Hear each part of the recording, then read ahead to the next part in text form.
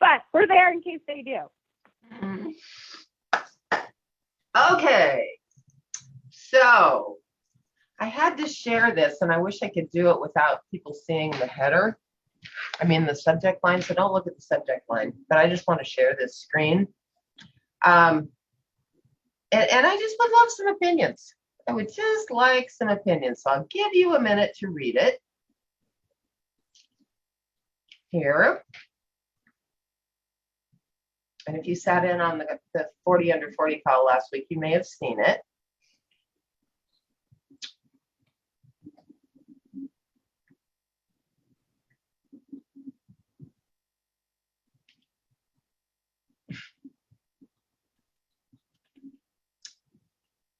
You can kind of skim it. You get the idea.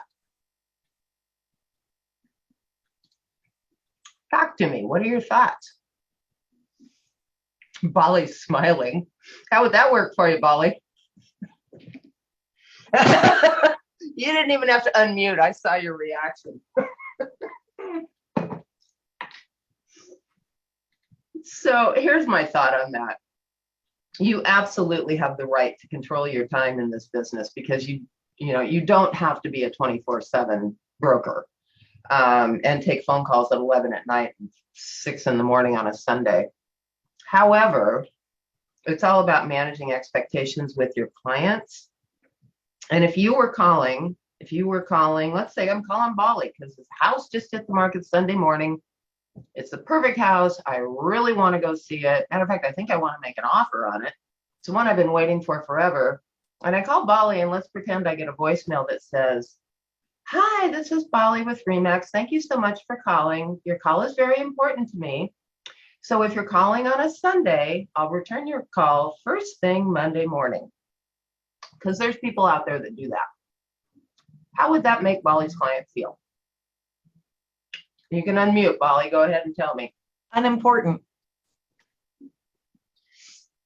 Yeah, I don't think that's a good idea to leave a voicemail like that, but I mean, but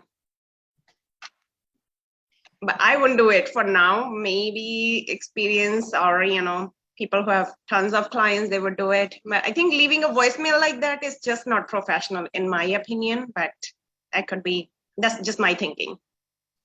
Laura Sanderson is cracking up wherever you are. She wouldn't be her client for long. And that's not just because this market is insane.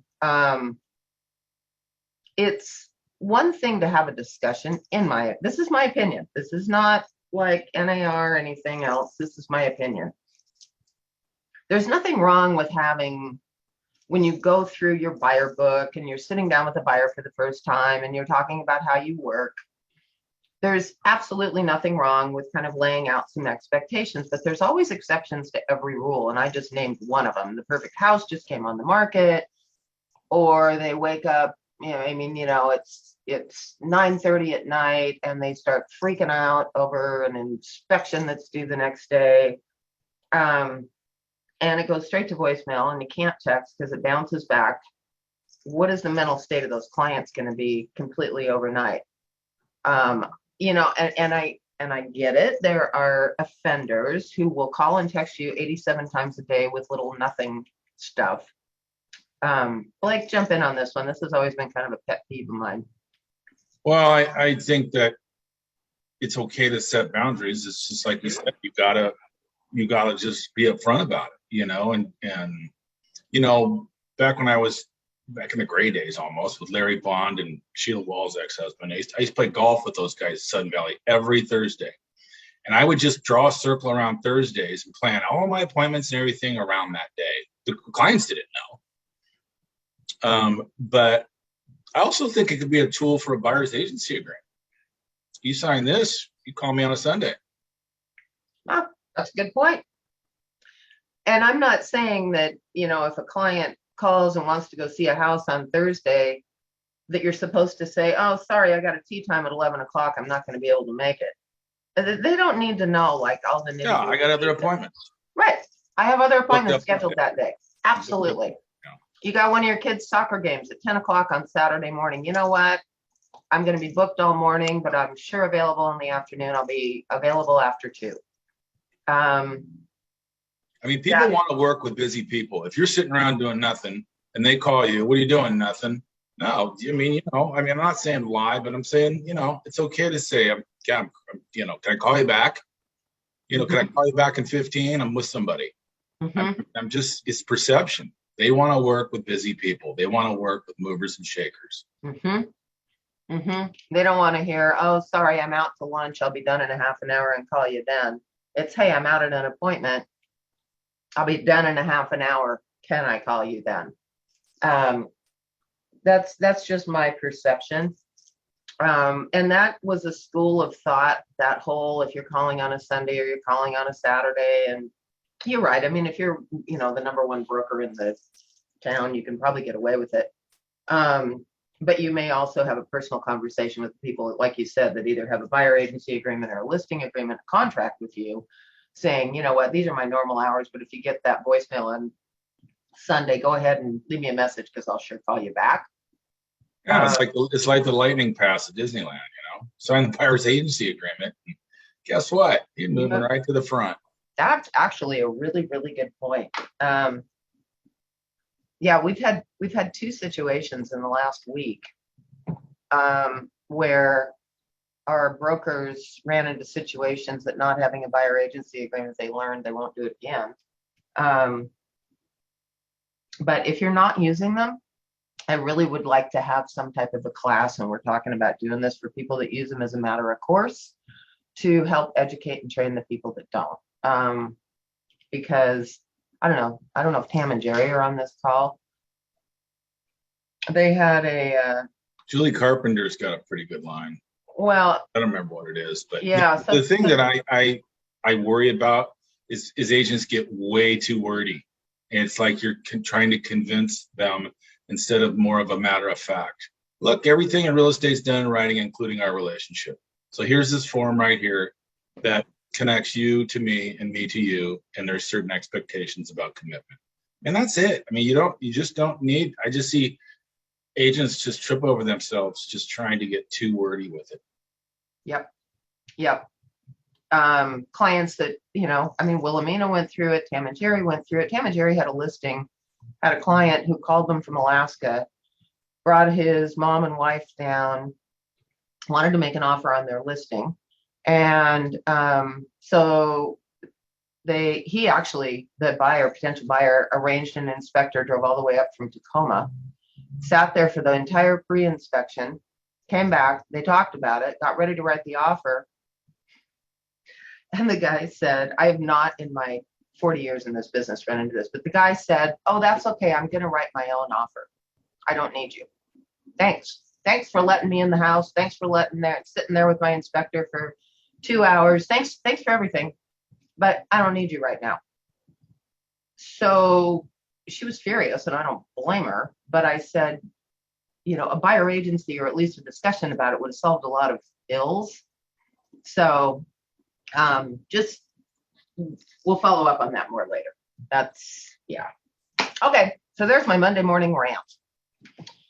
And I see Miss Linda Zemler on the call. We're actually going to use that email that you sent me last week about structuring your offer. We're going to talk a little bit about that. But this morning, yeah, right? Because you won. Yeah, we did. Couple little tweaks. And how many offers did you beat out? They had 5. Nice. But it was at a price point that was obviously very popular. Right. Yeah. Okay. Let's open up. We're going to start with the 22's. And I'll tell you what, the 22's and the 90's cover a multitude. I am not going to go into the weeds, but Blake and I aren't going into the weeds on a lot of these. I just more than anything want to make you aware. Like I said, there are so many forms in those two categories that I couldn't open them all on my computer. And I bet you, I get calls all the time. Blake gets calls all the time. Hey, how would you word this? Hey, how would you word that? And we'll go, did you know there's already an addendum for that? There's an addendum for disapproving this, or there's an addendum for a standalone addendum for something else. So what a lot of the 22's are addendums that are broken out. So we're already used to dealing with appraisal contingencies. We're used to dealing with title contingencies. We're used to dealing with a lot of different contingencies that are incorporated into other forms. But sometimes you run across a situation, for example, when somebody is paying cash for a property, but they're from out of area and they still want to have an appraisal done. So most of you should know that there is something called an appraisal addendum. I'm going to go ahead and start screen sharing. And we're just going to kind of blow through some of these. Like I said, I'm not going to spend a lot of time. So the appraisal addendum is basically extracting the part of the appraisal out of the financing addendum and using it as a standalone. You would use it either on a cash sale or an owner contract. When you don't have a regular lender involved, maybe they're getting a HELOC on their primary, but they're buying an investment property, so it would be cash, but they still want to have an appraisal done. It still goes through the notice of low appraisal. It goes through the seller response. It goes through the buyer's reply. This one actually would survive closing. The closing date is extended as necessary. And there's also the waiver in there. Here's a little part. If the buyer discloses the buyer's obtaining a loan, seller shall permit inspections required by a lender. So maybe they're using a 22'EF, disclosing that they're getting a loan, but they're not making it contingent on getting a loan. This little paragraph down here allows the buyer to bring inspectors and appraisers and people like that into the property. So pretty simple, standalone. You're already familiar with it. It's just extracted and stuck on its own addendum. Loan or lender change addendum to purchase and sale. So you all know you've got 5 days to go in and make your application. If you change lenders or loan types after those 5 days, you have to get the seller permission. And if you don't get the seller's permission, what happens? Throw it out there. Hold your space bar down. Tell me what happens. If you don't get permission on day 6 and you change lenders or change loan types, what happens? Bali, I saw your lips moving, but hold your space bar down. So your financing contingency gets waived. Bingo. That's right. Yep. You're not thrown out of contract, but you no longer have the protection of a financing contingency. So this is the form that you get. Seller consent to change loan or seller's consent to change lenders. We talked about a strategy. Blake had a really good one about some advanced how to get around using this. But if you need to use it, this is where you go to find it. 22'AD. This one we should be familiar with. We've already covered it with the financing. This is when you use the increased down payment for low appraisal.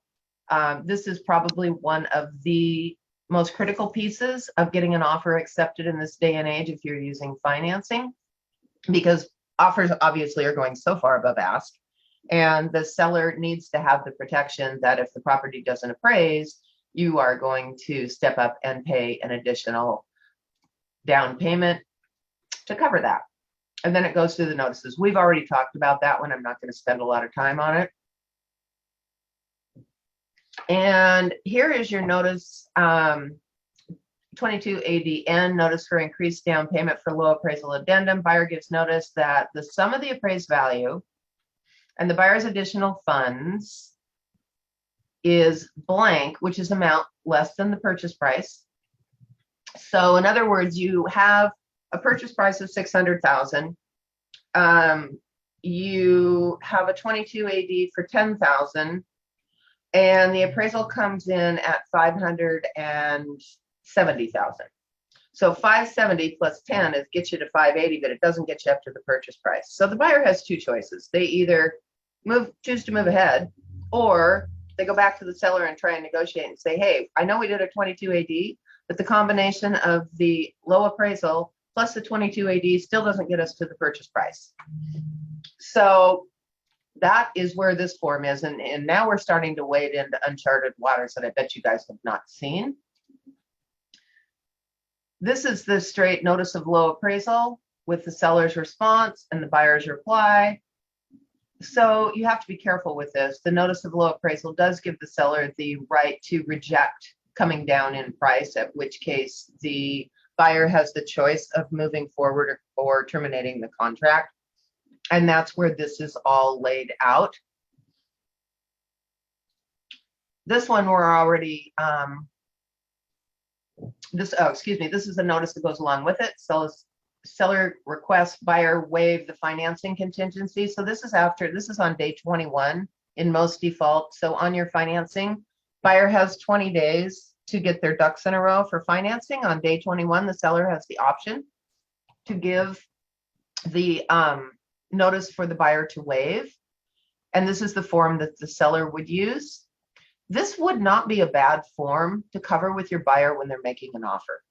Just to explain to them that if they happen to get this notice, don't freak out. It doesn't mean you don't get to buy the house. It just means that you have 3 days then to get a hold of your lender and find out if you can waive the financing with or without the appraisal, depending on which box you've checked.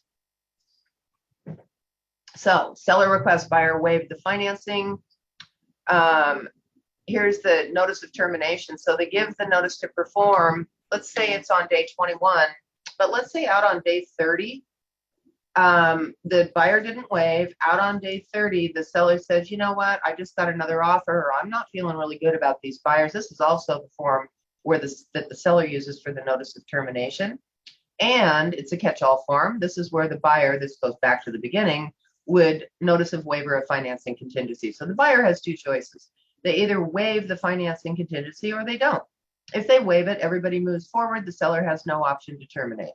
But if they don't waive it, then they're walking around, as I say, with an axe hanging over their neck, because the seller has the right to deliver this notice of termination at any time between the time they deliver it plus 3 days. They get 3 days, business days, all the way up until closing. That seller can just step in with no notice. There's no 3 days, there's no nothing, and just terminates contract. So it's very important that your buyers don't hesitate on getting their financing ducks in a row.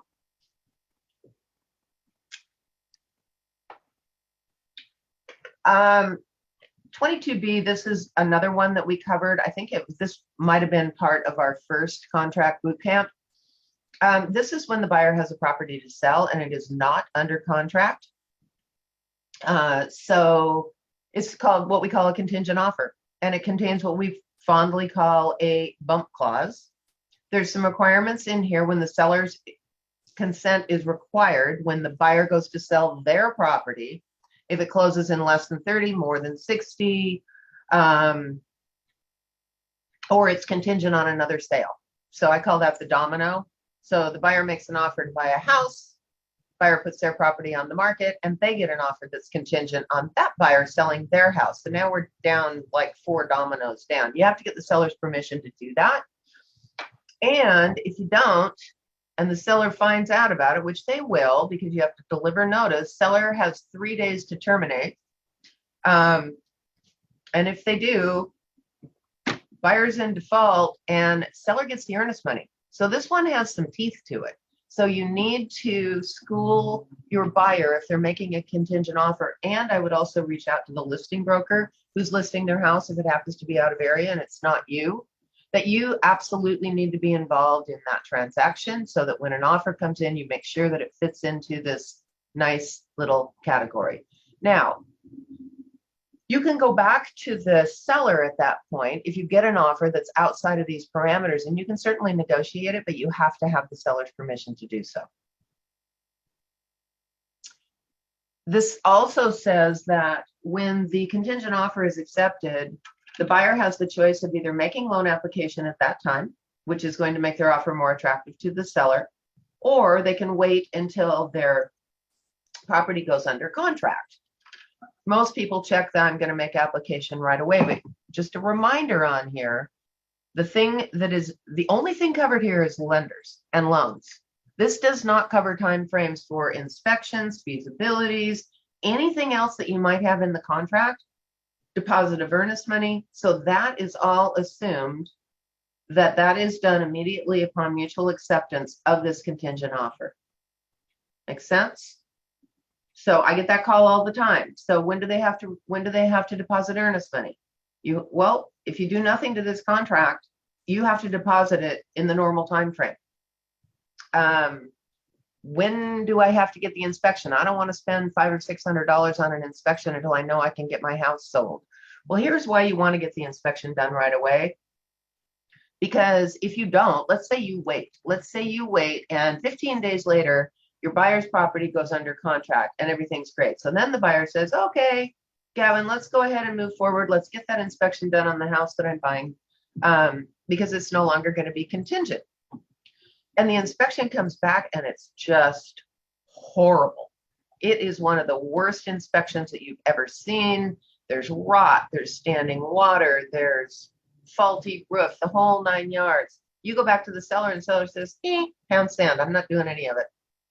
You now have a buyer who is between a proverbial rock and a hard spot. Because if they don't move forward on the contingent house they're buying, they're going to be homeless, to put it really, really simply, because they're still under contract to sell their house to the people that are buying theirs. These are two separate transactions, completely standalone. So it's always a good idea, if you're going to make a contingent offer, that you start all of your inspections and financing and everything else. I recommend starting it right away. Let's get it out of the way, because if you're going to have a problem with the inspection and the seller won't negotiate with you, you want to know sooner rather than later, so you can get out of that contract, kill that contract before your house goes under contract. And again, you're going to end up homeless, which is still not a bad strategy in this market. But I've had clients who are pretty shocked when that happens. Feel free to jump in, and I'm just kind of blowing through these, you guys. So feel free to jump in as we go through them. Seller financing. I would just dovetail on that last one. The contingency is that if you made an offer and the buyer says, no, I don't want to do any of this until I get my offer accepted, you're going to get punched in the nose by the seller. So, I mean, you're not going to go anywhere. They're going to cross it all off and say, next. You're lucky I'm even taking the contingent offer. Now you're not going to move until your house sells. No. So they'll correct you. Exactly. And it's kind of like a new construction where you try and insert an inspection contingency that doesn't start until the house is finished, and then your buyer reserves the right to walk away. If you were the listing broker, there's absolutely no way you would do that either. So again, there's strategies with contingent offers. We did a class on that, and it is definitely advanced real estate. But you know what? We are getting offers accepted that are contingent. The house they have to sell is ready to go on market. You bring along a fully signed copy of a listing agreement that's just not dated, showing your buyers are absolutely ready to go to market the minute that seller accepts the contingent offer. You've had the photography done, the house is staged, ready to go. Here's a CMA showing this is the price that we think it's likely to sell for. Here's the listing paperwork filled out, showing that you're going to list in that price range. So you're trying to give the seller some reassurance that you have done everything you need to do and you're ready to go to market. Especially houses where the seller goes on market overpriced, has to do price reductions. The property gets stale. It's been on the market for a while. There's a good likelihood they absolutely might. Now, if it's a 400,000 in the letter streets and it's only been on the market 4 days, it's going to be a little bit more difficult. Unfortunately, when you've got a house to sell, most of your negotiating power regarding price goes away. It's pretty difficult because you're asking the seller to pull their property off the market while you go try and sell your house. Seller financing, I covered last week. Please, please, please, if you missed that one, go watch it. Because again, Blake and I do not like Saturday night phone calls saying, so I think I'm going to write an owner contract. Can you walk me through that really quick? Whole nother can of worms. Optional clauses. You're very familiar with this. Hopefully you're including it on every single one of your offers, but this is where it lives, obviously, in their 22'S. FERPTA certification also lives there. Remembering this is not actually a part of your contract, but it's an add-along requirement that you include it, but not as a part of your offer. Remember the rule, it's not on the drop-down menu, it's not included in the contract. 22'EF, evidence of funds. We've covered this one until we're blue in the face. This is your sharpest knife in your toolbox. You need to know how to use it. You need to know this form inside out. More to follow on that with Linda's offer because we used this one. And so I do get questions when it says loan. How much information do you have to put in here? Blake, jump in, but I just say conventional or HELOC or whatever. Or just, against and put the property address in there. Yeah. You don't need to get into 5% down and 6% interest, but you don't need to do any of that. Sale of the following owned by the buyer. I got a boat to sell. A gift of $10,000 from grandma. Funds not readily convertible to liquid. That is anything that is more than one step away from you getting your hands on the cash. If it's not sitting in your bank account, it is not liquid. That includes stock accounts, that includes retirement accounts, the whole 9 yards. So the quicker they can get that money out of whatever account that it is in and into their checking or savings account, the better off you're going to be. Okay. So Bali had a question. Can you please, what was it, Bali? Explain what kind of loan? Well, any kind of. Yes, my question is, sometime when we say substitute of 22A, we want to use the loan on this form. How would you word it? So will it be still covered with the appraisal or not? No. Well, if you're going to get a loan and want it appraised, then you're going to check loan 123 Main Street, and you're going to have an appraisal addendum attached. They're not going to have the financing addendum. Makes sense. But if you're going to do that, then you're kind of counterproductive, because you might as well just use the 22A, right? It's still, I guess the 22A covers you in case you lose your job. But, the big benefit of this form to a seller is you're not worried about the appraisal. But if you're going to attach an appraisal addendum, then you kind of cut this form off at its knees a little bit. And if you're going to use an appraisal addendum, I'm walking this all the way down, but I also think you would include a 22AD for additional funds in the event of a low appraisal. So if you're going to use an appraisal addendum, use your 22AD with it to assure the seller that even if it comes in low, okay? So what we've just done is carved out that one piece of our financing addendum. So you have buyers that have been through underwriting, they're solid as a rock. But remember, there's two parts to a loan. There's the buyer and the house. So the buyer's rock solid, but this house we're not really sure about. So that's a great question. Yes, you can attach an appraisal addendum. Again, it's going to weaken your offer, but if you're going to do it to strengthen it back up again, add a 22AD. I just still think you're just going the long way around. If you got an AD, I think you should just use a 22A and a 22AD, and you can still use this form to show where the down payment's coming from, but checking the box loan, you're being redundant there if you use the 22A. So a question that I got was, they're putting a large down payment down on a loan. They're still using the financing addendum. Would you still use this form to show the down payment? Heck yes. Anything you can do to reassure that seller that this offer has a high likelihood of closing is going to make them feel better. And that doesn't mean if they're putting like 500,000 down, if they're putting 50,000 down. Show the strength of your buyer. You're not hurting anything. And yes, I would submit it with the offer. I would not check the 3 days. By then, the door's shut and the horse is down the road. Submit it with your offer. I love this form. One more question. Huh? I have one more question. So if you want to use this one instead of 22A, how would you word what type of loan? I know you said you put the property address, but do they need to know what down payment and all that, or it doesn't matter? No, because it's not subject to them getting financing. This is simply a disclosure that they're getting financing. Doesn't matter. Don't need down payment. Don't need anything else. Just, hey, I'm getting a loan on the house. I just want you to know. But if I can't get the loan for any reason, including if it doesn't appraise, you get to keep my earnest money. Okay. Hey, Lori, can I chime in? Address only? Okay, hold on. I'm going to stop my sharing here for a sec. Julie, go ahead.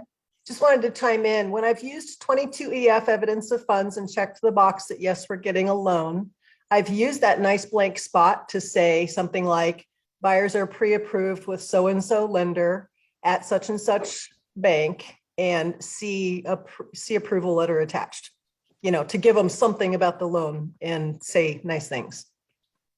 And I had that question the other day. Actually, Linda, feel free to chime in because you asked me if you should attach the pre-approval letter. I think we opted not to. I don't know if Linda's still there or not, but I'm pretty sure we opted not to. It's just a strategy that would be up to you in a conversation with your buyer of, if they're putting a huge chunk down and you've got the evidence of funds, you've got a copy of the account to go along with it. That may be a great thing, but if they're just doing a standard, Linda, jump in here. Yeah, so we opted not to do the approval letter in there because we were competing against a cash offer and we were getting a loan. So we wanted to look as cashy as possible. And that pre-approval letter, unfortunately, at the bottom often has a caveat that says, this is not guaranteed. We might pull it if we look at all your docs the last minute before closing, And we thought, nope, we don't even want that in there. And they didn't ask for it. We were just fine. They had a nice down payment. And so what we did was we showed them, this was a little bizarre. We showed them the statements from the IRAs that these folks had, and it equaled $945,000, which was 5 times the price of the home almost. I mean, no, probably 3 times the price of the asking price on this little home. And they didn't ask for anything else. They knew the people were good. And if they needed to, they could use their IRA, which there was no way in hell they were going to use their IRA, but they saw all this money. I knew they could if they had to, right? And the pre-approval letter was just not strong enough. It just had too many caveats in it. So that was a discussion Linda and I had. Actually, I'm going to pull up, I am going to pull this up and I am going to share the screen. There we go. So here was the email that I got. She's making an offer on a little cabin, but the people had to have the shop. They're a home business. They just needed to have it. List price was $347,500. So here was how she originally structured the offer. She went in at $375,000. So notice that we took a springboard off of the sales price and we started much higher. That was our starting point that went on the face of the purchase and sale with an escalation clause, $15,000 over any other offers with a cap of $450,000, $30,000 earnest money converted to deposit, released immediately to seller. They wanted to put in an appraisal contingency. Then they wanted to put in the 22 AD saying, hey, we'll go $50,000 above. They're waiving the inspection and they were going to close in 3 to 4 weeks. Now, remembering you're up against a cash offer, right? So a quick close was very attractive to these sellers and they signed off on the Form 17. So I took a look at this and I said, yeah, that looks like a pretty strong offer. And then Linda picked up the phone and called me. And we got into the weeds on this. And we ended up improving on this. So we left the $15,000 increments in the escalation clause alone. But my question was, she said, Lori, they really have to have this house. And I said, okay, how stuck are they on the $450,000? And she said, oh, they could go higher. And I said, well, they've got an escalation clause. You've got the protection of, they've got a springboard off another offer. So they can't just go to the top. They can try. But, how much more do they want to go? Well, I don't know, 460, 469. Anyway, we settled on a price that was quite a bit above that. 30,000 earnest money converted to deposit, released immediately to seller. We went with that. So note that it says you can't just release earnest money. You have to convert it to a non-refundable deposit. More verbiage to follow on that. And released it upon acceptance to the seller. No, you still put it in escrow. You still have it documented there, and then you turn around and release it to the seller. It's not that the seller just gets a check. And then we talked about the appraisal contingency, and she said, Lori, these buyers are super strong. They've got, they could pay cash if they needed to. And I'm like, well, then what the hell do they need an appraisal contingency for with a $50,000 22 AD? And Linda, feel free to jump in here at any time. No, you've got it. You're good. Yeah. And I said, are they really that worried about the appraisal? And she said, no, not really. I mean, with $50,000, they're pretty well covered. I said, then let's get rid of it. And we took it out. We took out the 22AA, we took out the 22AD. We left in the waiver of inspection. We couldn't help the closing in 3 to 4 weeks. We did use a 22EF, and like she said, I said, well, if they've got cash and they could pay cash, where is it? She said, well, it's in their retirement accounts. They don't want to touch it, but they could. And I said, great, then get me a copy of that statement for their retirement account. Of course, redact the account number, but let's blow the seller away with how strong these buyers are. And so we did the 22EF, and we submitted it with a great cover letter. Now, here was the other thing that I reminded Linda, and this is kind of a note to everybody on this call. I said, who's our listing broker? And she told me, he's a good old boy, been in the business for probably too long. And I said, okay, Linda, remember that this listing broker in all likelihood wouldn't know a 22EF if it bit him in the butt. He doesn't know what it is. He doesn't know what any of these things are. We deal with him day in and day out. We train with him on it all the time. But let's pretend that he doesn't know what it is and the advantage of using it, that it really makes your offer like cash. So take the time in your cover email to spell all this out to he and the seller, because if he doesn't understand it, he's not going to be able to explain it to the seller. So that's what we did. And hey, Well, you told me, Lori, to write it like I was writing it to a second grader. And I used to be a first grade teacher. So I thought, okay, I can do this. And I did. Just simple, simple, simple. Not too many words. Yep. Because it's always good to know who is on your co-op side. Hopefully you've got a good relationship, but you might not know him from Adam. I happen to recognize the name, and my first reaction was, oh my God, he's still in the business, which also tells me that a lot of these more mature brokers, shall we say, do not stay current on the form. So you always need to, don't just say I've included a 22EF and a 22 and just go down your forms. Don't do that. Explain them to them. So she did. And we got it. So did they have to go all the way up to their max? No, it was funny. He said, Linda, the weirdest thing happened right after the seller signed your offer and walked out. Not 10 minutes later, a higher offer came in. And so I was in the middle of a meeting. So I said, I'll call you back later, but thanks. And I told my clients, man, you just got it, guys. Congratulations, you got it. But higher offer came in 10 minutes later. And so she thought they had to go to the max, the 462. Turns out they got it for the 375. Nobody touched us beyond that. Seriously. Yep. Yeah. They loved our offer and he called it a cash offer. So that's a strategy. Like I said, just because you put a cap on your escalation doesn't mean you're going to have to go that high. But how impressive is it going to look to the seller when you're, again, up against a cash offer? Now, I can tell you that the cash buyer's thought process was probably, oh, hell, I'm going in all cash. I got a 2-week close. I'm stronger than everything. I'm just going to go in at full price and let it ride, or maybe go a little bit over. So we knew we really had to sharpen our toolbox on this one. So there's some strategy. All right.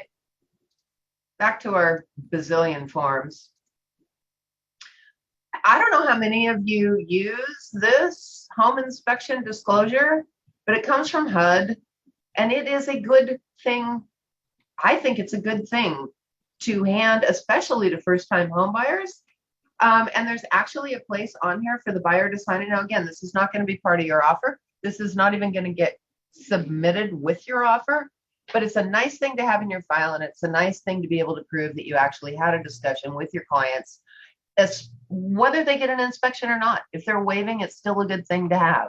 So that's where you'll find this. This is a 22F. The FSBO form. This is for, actually, this is a form that I don't use. Do you, Blake? It doesn't, I don't think it really does much. Scroll down a little bit. That's it. I'm thinking of that other form, the sellers. Here's the question that I get all the time, though, because the title of the form is a 22 FSBO. So everybody who's working with a FSBO pulls this up and thinks they have to use it, and then they read it and they're like, this doesn't make any sense. This has to do with back in the 2010 era with distressed properties, short sales, and everything else. So it's yeah, that is not the form you use if you have it for sale by owner. Here's your lead-based paint. Everybody's familiar with that. knowing what to sign. So you do not have your buyer sign this unless the seller has provided copies of any information, but the pamphlet protects your home from lead in your home, which is up, it's at the very, very top of your forms, is a good one to give to everybody. Be a professional, you guys, give them these disclosures. If, you know, the lead-based paint, the home inspector, don't forget your agency pamphlet. I mean, I know that is probably one of the biggest offenses that we make, is forgetting. Scroll down to the bottom, Lori. Okay, so buyer's broker, listing broker, you guys have got to sign this form. This is a federal form. Oh, by the way. Yeah. Yeah. See that little 42 USD 4 right there? You guys have to sign it. Yep. All So right. you're going to assign it to yourself. Sign it, whatever. And do it before you have your clients sign. Here's your utilities. You should be familiar with this one. A good listing broker will have the seller fill this out at the time of listing and upload it with the listing agreement onto the Northwest Multiple. Why they don't is beyond me, but I know a lot of people don't bother, and then the buyer ends up having to submit a blank form, and that's not great practice either. Lease review. So you would use this. This could be on a single family. This could be on a multifamily. So this form talks about the fact that there are tenants in the property, and that the seller, especially if the buyer is planning on making continuing on with this lease, but even if they're not, the new buyer wants to see what they're dealing with as far as the lease that's currently in place. How hard is it going to be to get this person out if I need to? So this also includes the lease review contingency, which gives the buyer its 5 days from receipt of the above document. This drags on, in my opinion, way too long. So the seller has 10 days to provide them, 10 days, obviously, calendar days, and then the buyer has 5 days, which are business days. So now you're out almost 3 weeks going through your lease provision and your lease review. There's no reason it should take that long. It just spells out that the lease will be transferred. We all know that. And at closing, any deposits shall be assigned or delivered to the buyer of the property. They get transferred over at closing. This is something that is really helpful. Escrow is not a mind reader. Those escrow closers do not know if there's a tenant in the property, and security deposits, cleaning deposits, pet deposits need to be transferred at closing. So you got to tell them. All right. This would be a really good way of putting everybody on notice that there is a lease, but I would definitely shorten up these timeframes. Or again, if you're in a competitive offer, you might just want to borrow some verbiage out of here because we know everything's going to get transferred. Does the seller really need to review the lease? They know there's a tenant in there. Is there any chance you can get it ahead of time and not have to go down that road? Land and acreage addendum we covered last week. Land and acreage was a big one. Promissory note. Can anybody tell me when you would use this form? When would you use a promissory note? You probably never see one, and I hope you never do. All right. So a promissory note would basically be if somebody was using a promissory note in lieu of earnest money. Not a good idea, not a good practice. This is something different that would not necessarily be filled out by you for the owner financing. This is more for the earnest money. You're not going to use it. Please don't use it. Manufacturer. Supposed to attach it though if you're doing a and just initial the top. You're supposed to attach it on a So on an owner contract, Okay. what I like them to do is I like them to go to the manual and click the form with the legal documents for the bar in the state of Right. Washington. I LPB. like that one better. Well, this- Manufactured. Oh, go ahead. No, that's fine. It's basically the same thing. Yeah. So the manufactured home addendum, you would use this. This is the form, and I've had people ask me about this. So there's a manufactured home sitting on 5 acres. It hasn't had the title eliminated. How do I word that? Here's the form. title elimination or no title elimination? Is the buyer wanting the title to be eliminated on the property? So this is where currently it is not eliminated. So this would be used not on a manufactured home necessarily. I think I'm right on this one, in a park, because there's a separate purchase and sale agreement for that. This would be used if there's a manufactured home, or a lot of times there's a house on a property and then there's a manufactured home also on the property that maybe they got tenants in there and they've been there for 10 years and they're paying $500 a month. And if this is the form that you would use to incorporate that manufactured home into the purchase and sale agreement. And how would the agents know if the title's been eliminated or not? Good question. I'll let you answer it because I can't remember. Well, you would call the title company. You would call your favorite title plant rep and to say, has the title been eliminated on this? And they'll tell you. It'll be somewhere buried in the legal, if not. Yeah. You know. And it's not difficult to get the title eliminated, as long as the manufactured home hasn't been moved more than once, I believe. Correct. Okay. So title, but also for the newer agents, what is title elimination? What does that mean? That means that the property is now bonded with the mobile home. They are now one. So the title's been eliminated. They are now one. It's like a house. You have to get an engineer to come out and certify that it's been structurally done right? And they sign off on it. That doesn't take a long time, but that's what title elimination is. So it effectively makes the manufactured home into real property attached to the land, as opposed to personal property sitting on real property, the land. And the entity that is responsible for overseeing inspections of manufactured homes that have not had title elimination are the Department of Labor and Industries. Don't ask me why. There is a division here in Bellingham. Blake, do you know if there's one in Anacortes? Don't think there is. There'll be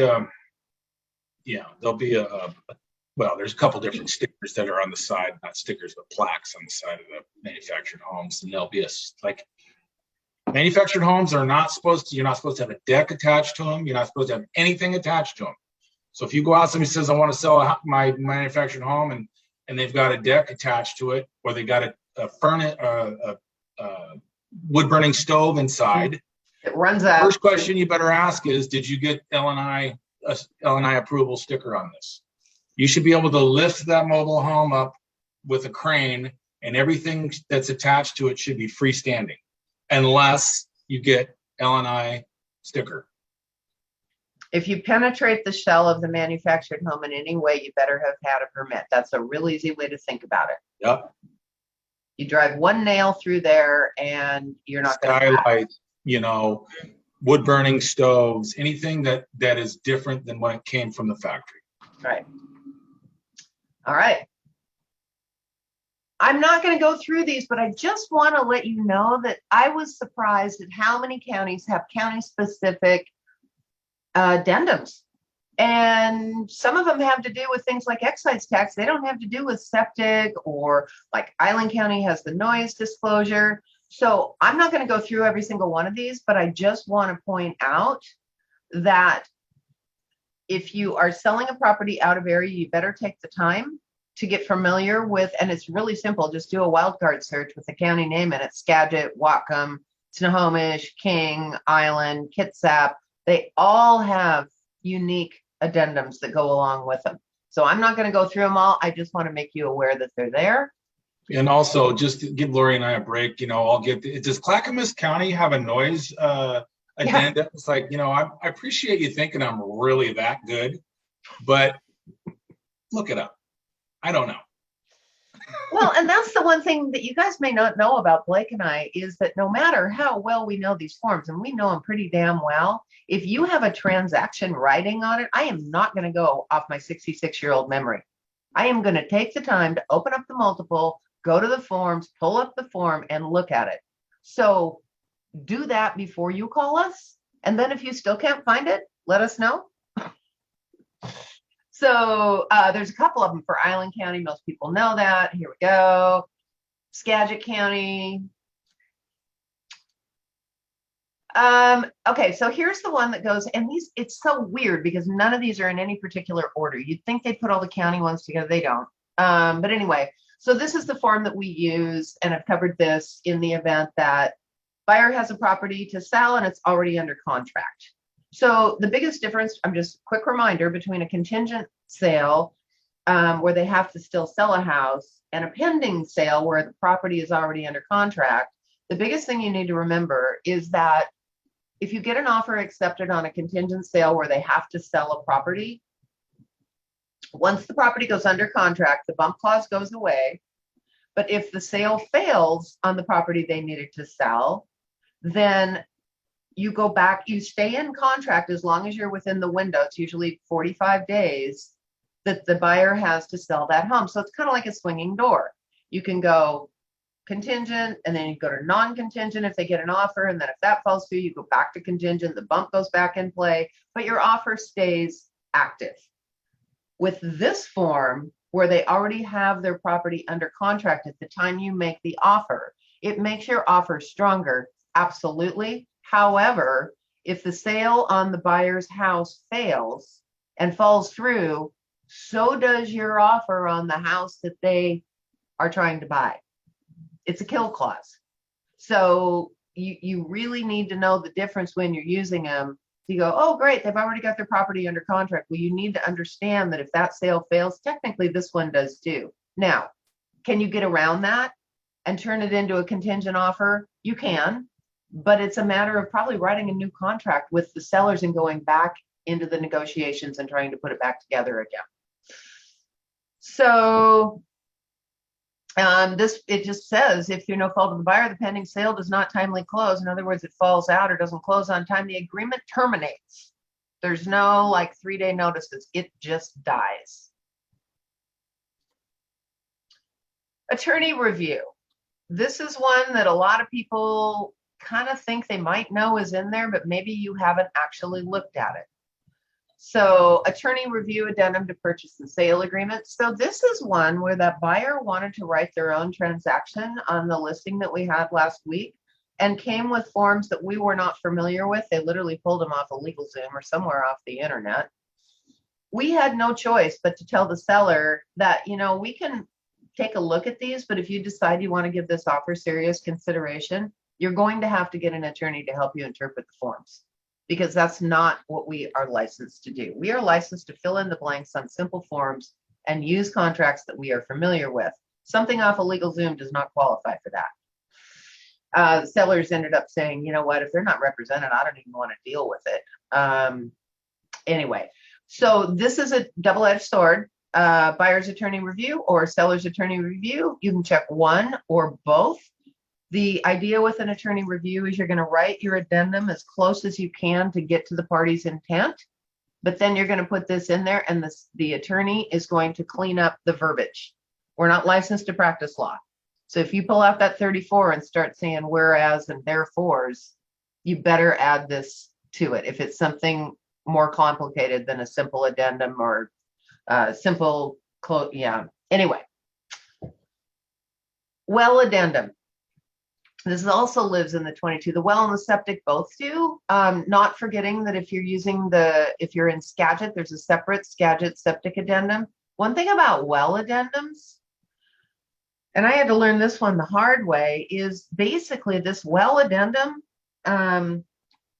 gives the buyer an out subjectively. So even if the well passes, the buyer can still cancel the contract. I was shocked. We had to go to Annie on this one, and the buyer was saying, I'm not going to approve the well. I want out of the contract. If buyer gives timely notice of disapproval, the agreement shall terminate. Boom. So take your time on that. We covered a lot of this with the potability of the water flow, the well pump itself, the mechanical issues. There's lots of things to know. Same with septic. And I believe this one also runs until closing, and the buyer has the sole right to get out based on the septic addendum. Here's an example. King County has a separate one, and each one of these have different timeframes and different requirements within the county. Again, I'm not going to go into the weeds, but this is county specific. Here's Skagit's. Get familiar with these. That will be your homework to go through, and I just want to make you aware these are here. 22T, title contingency. This basically means every time there's an update to the title report, the buyer has an additional time frame to review that title. I will tell you, in a commercial transaction, an attorney would never, ever, ever not include this in a transaction. If you're trying to make your offer as clean as possible, sometimes buyers say, you know what, I don't need that additional time. There are some risks with that, and you do need to discuss that with them. Here's a survey contingency. So you're making an offer on a property and somebody's not really sure where the lot lines are. I've seen a lot of people try and take a Form 34 and write this out. Well, here it is right here. I just want to let you know that the survey contingency is in here. So they've only got 14 days to go ahead and either approve or disapprove. And it also says the survey will be ordered by the buyer, performed by a surveyor of the buyer's choice, and completed at the buyer's expense. That's negotiable, but that's the default term. That's the default verbiage in here. If you want it to be something else, you might extract that verbiage and just switch it around to seller or whatever. But don't go reinvent the wheel when there's already verbiage in a contract. You can take that verbiage, you can extract it, you can throw it on a Form 34 and just modify the buyer to the seller.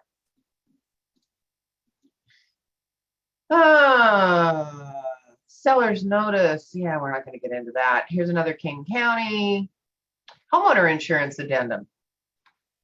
This used to be baked into the contract, and especially if a property's in a flood zone or has knob and tube wiring or something that's really unique, and which is another word for could be very expensive for the buyer. This is something that I think you should do in advance, but I just want to let you know that this is here because the availability and the cost of homeowner insurance can vary widely. And I will share with you that flood insurance, for example, can add a substantial amount to the monthly payment. And with a first-time home buyer, that can be exorbitant, and it can actually be prohibitive. They don't want to pay an extra $1,000 a month or whatever for flood insurance. This is here, and it actually spells out what the policy parameters are that would be approved by the buyer. And if it goes beyond that, then the buyer actually has the opportunity to terminate the contract. Another island county, there's our noise disclosure. Modification of closing date. A lot of people just grab a blank Form 34. There's a form for that, you guys. It's if you can use a form, use a form. Okay, where am I? I just lost my place.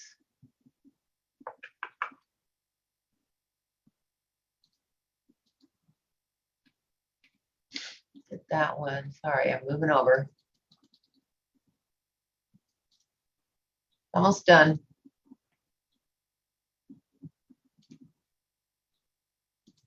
Island County modification and close. Oh, this used to happen, especially during COVID, when the courthouses were intermittently closing when they felt like it. So this was something that you could use back then if the county courthouse was closed on the closing date.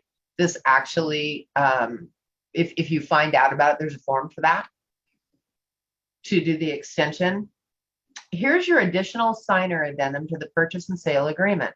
So this is when you have 4, 5, 6 buyers, sellers, because you can use it for either. You simply insert the name of the signer, status, buyer or seller, and then their signature. So that means they don't have to go through and sign all the other 19 pages of the contract. They simply sign this. Make sure you get it to escrow. Make sure escrow is aware. Can you explain that a little bit more in detail? They don't sign any of the pages of the purchase and sale agreement, only this document? Let's go. Yes, I believe that is the case.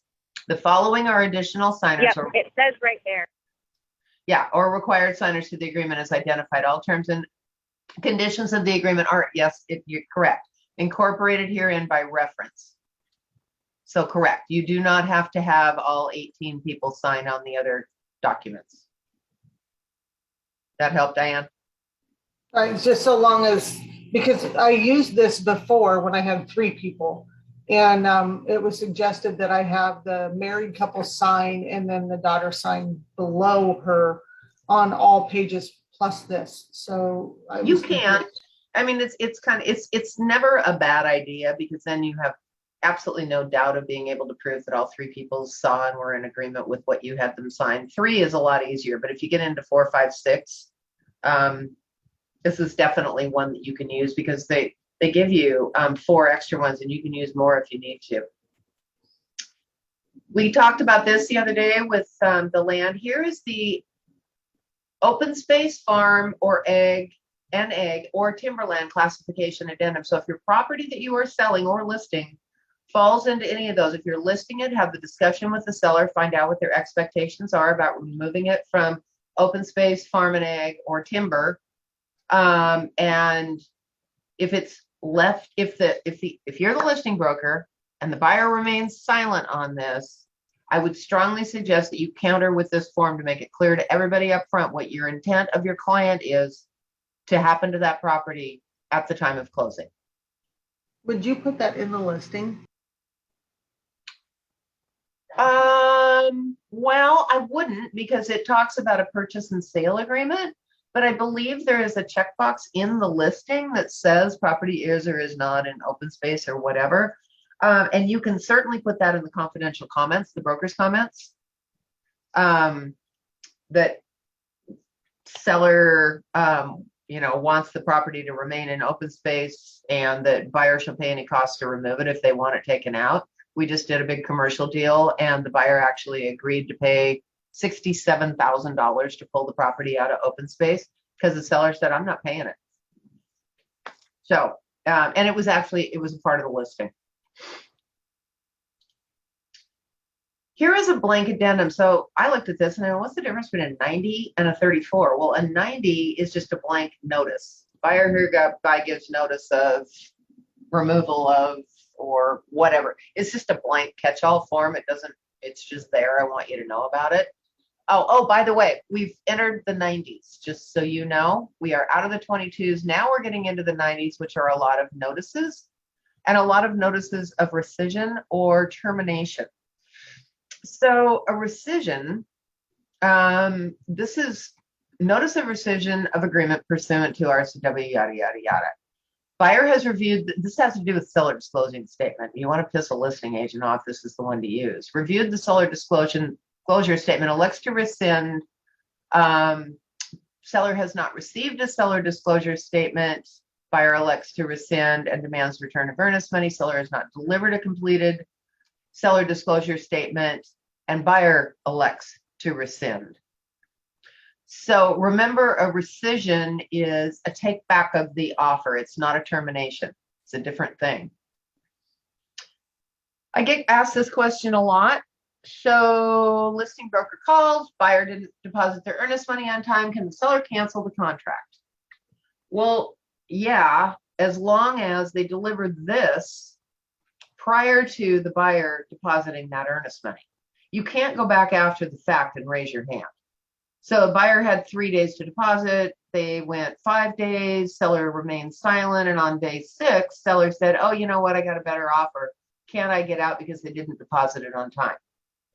And Blake taught me this one, and the answer is no. The answer to this one is you have to deliver it prior to the buyer, because once the buyer delivers, then it's assumed that the parties are all in agreement and everybody's going to move forward. But this is basically where you go. Okay, I'm still moving over. Now we're into the 90s. Aren't these fun?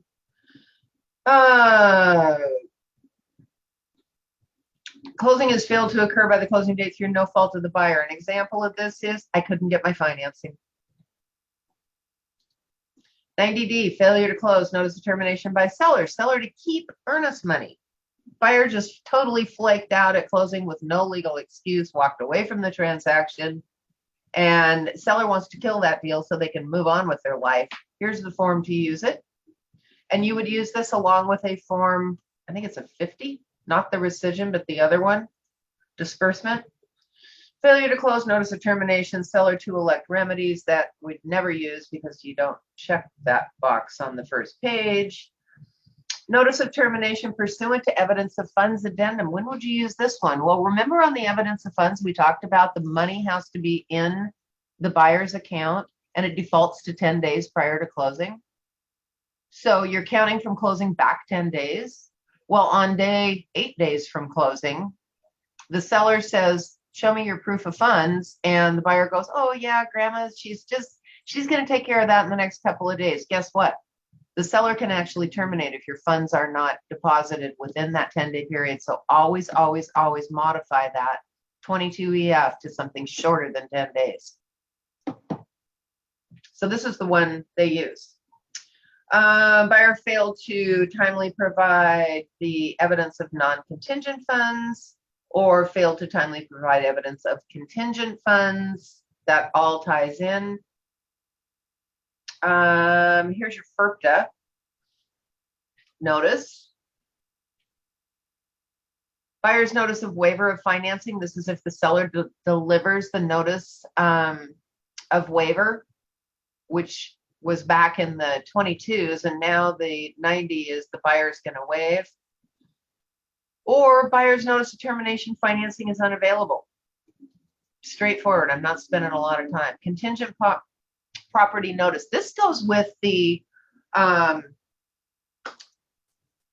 one where the buyer has to sell a property and it's not under contract. This is where the buyer gives notice that they've sold their property. And by sold, they don't mean sold and closed. They mean it's gone under contract.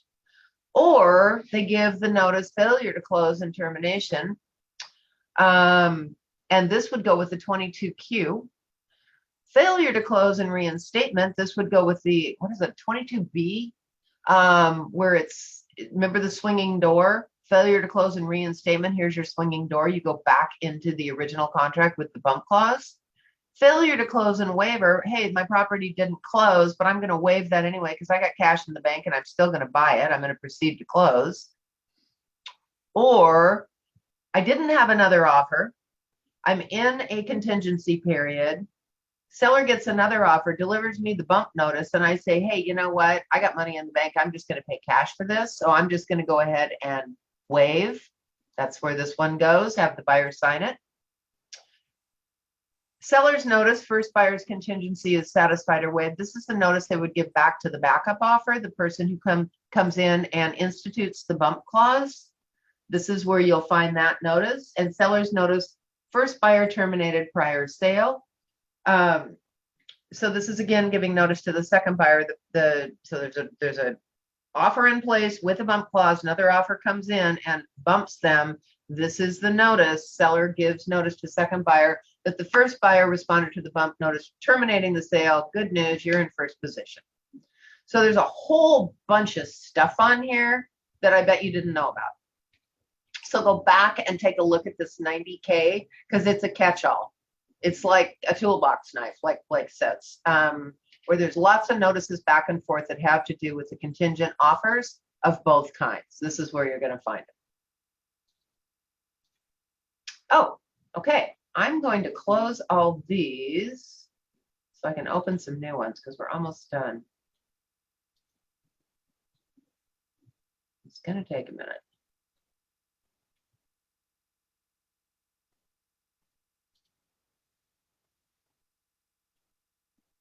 Okay.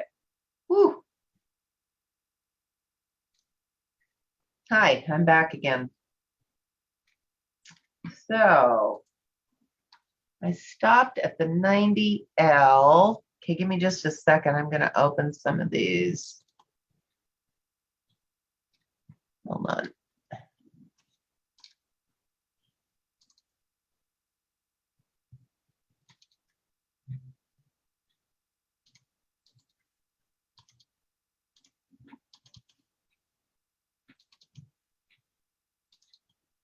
I can't believe how many of these there are. I'm still opening. Bear with me.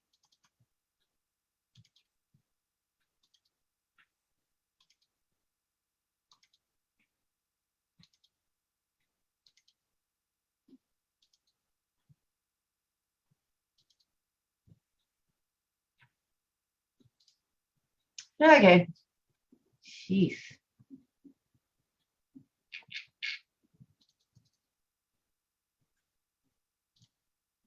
All right, here we go. Everybody with me? Almost done. Buyer's request for seller's consent. Remember I said when you make a contingent offer, it's really important that you talk to the person who is listing that buyer's house, if it isn't you, about making sure the closing dates fall into the parameters and it's not contingent on the sale of another house.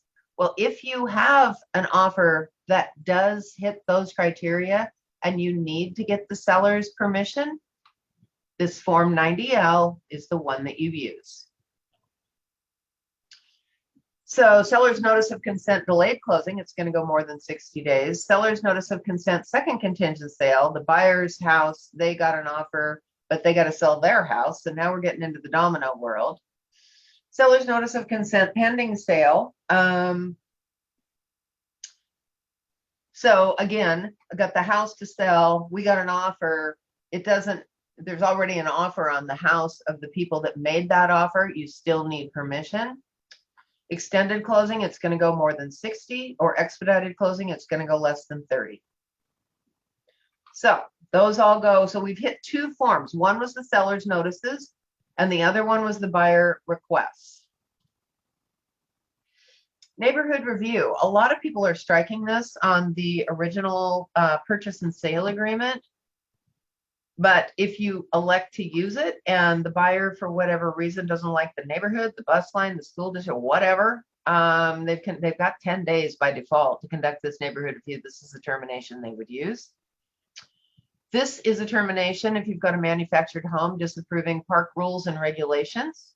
I looked at them, they don't allow pets, and I have a 90-pound lab. It's the love of my life. I'm out. Notice of termination, unable to assume lease. You know what? The park kicked me out. They said they're not going to approve me, so I'm out of the contract. Feasibility contingency. Remember the feasibility was a standalone, and that is what goes with this. And one of the boxes you could check is that if you do nothing, the agreement terminates. This would be the notice that you would use to terminate the agreement. Notice of termination, public offering statement disapproved. You would use this when you have a condominium with a public offering statement.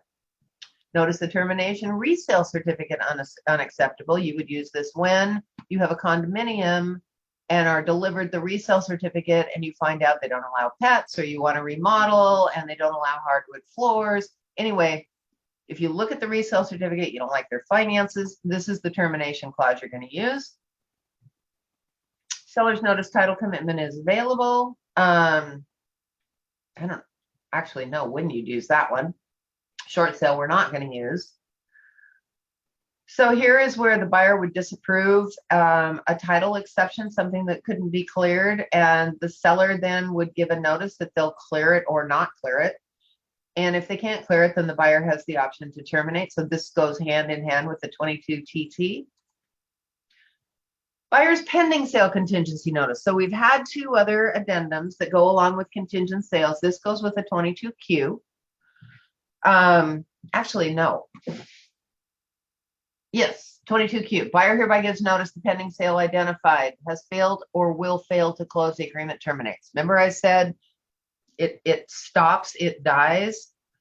Or the buyer can say, hey, my pending sale fell through, but I'm going to close anyway. Either I've got the cash, or what they might say is, hey, I still have 45 days left in my contract. I think I can get another offer and get another offer closed in that period of time. I'm going to go ahead and waive and roll the dice. What's the worst case scenario? I'm going to lose my earnest money. Worst case.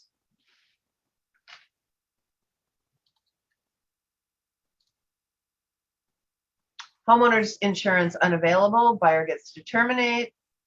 Here's your notice of termination that goes hand in hand with that well addendum that we talked about. And here's one that goes hand in hand with the septic. There's no timeline on those, boys and girls, just remember that. So who found a form in there today that they didn't know existed? I bet there was a few. Every once in a while, yeah, there's a form for that. You're right, Tessa, there could be that.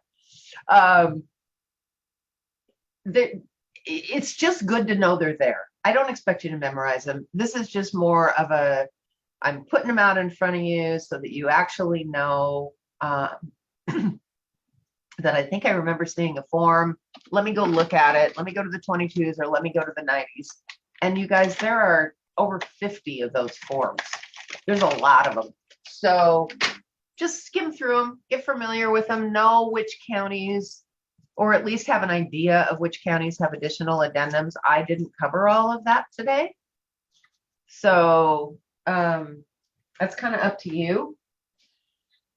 So that completes our mastery class. Feedback, you guys, I would love to have some feedback. Did you like it? Is there other things you'd like to see me cover in the future? Because I'm going to take a little bit of a break here. We've done boot camp and then mastery back to back. Anything? Did you like it? Did you learn something? Do you feel like you're a little stronger because of it?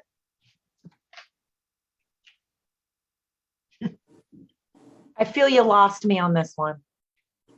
It was too Really? because I don't use those. I don't use them, obviously. So I get really confused on what forms you're supposed to use with which. So I was kind of feeling like I was a deer in the headlights on this one. Okay. Okay. Anybody else? Loved it. It's so cool to see all the forums. I'm obviously super new, and it's been really, really amazing to understand it all and start seeing it trickle into everything that I'm dealing with. Right. So again, and Lise, maybe an answer to your comment, I don't expect you to memorize these, or all I'm really trying to get you to do is be aware that they live out there. Maybe take a little extra time and go back through them and read through them. When you're going through a financing addendum or a contingency addendum, and it talks about seller shall give notice or buyer shall give notice, a lot of people used to stop there and say, they come to Blake or I and say, I got to give notice, would you help me word that? And they were completely unaware that there's a form for that, because there is a form for that. And I want to show you something else, because the contingent sales are the most confusing. I'm going to show you one other little trick, which a lot of you may already know. So over here, I'm in express forms in the multiple. And if right here, contingencies. So if you're dealing with a contingent sale subject to the sale of another one or subject to the closing, when you click on that, 95% of the forms that you're going to need that I talked about live right here. So this kind of shortens it down from a couple hundred forms to maybe 6 or 8. That's a whole different strategy. So I just want to make you aware that they're there. And yeah, we covered a lot of territory, but good job, you guys. I love the real life story. Linda, thank you for helping me or letting me share that. That was, that's where it really makes sense. Tam and Jerry with their listing, that's where it really makes sense. Just a quick follow up on that one. The buyer did not get the house. He wrote his own offer. The price was good, but there were some contingencies in the offer that we just couldn't get past. He ended up coming back and apologizing. He wasn't angry. He was more embarrassed that his ego got in the way of, because his offer went way above the one that ultimately got accepted, but it had some pretty big contingencies that he could have walked out of. And the seller was not comfortable dealing with somebody who wasn't represented. Long story short, he circled back to Tam and Jerry over the weekend, and they may end up representing him on future transactions. I mean, there's just, there's every day we are running into something new and different. So hopefully this will help you guys get offers accepted. And don't forget, we've got business meeting in the morning. There's a lot of new multiple rules that have come out or are coming out, and I'm going to be covering them. So I'll be sending out a reminder 9 o'clock tomorrow morning. Look forward to seeing you then. Thank you all for joining me. Thank you.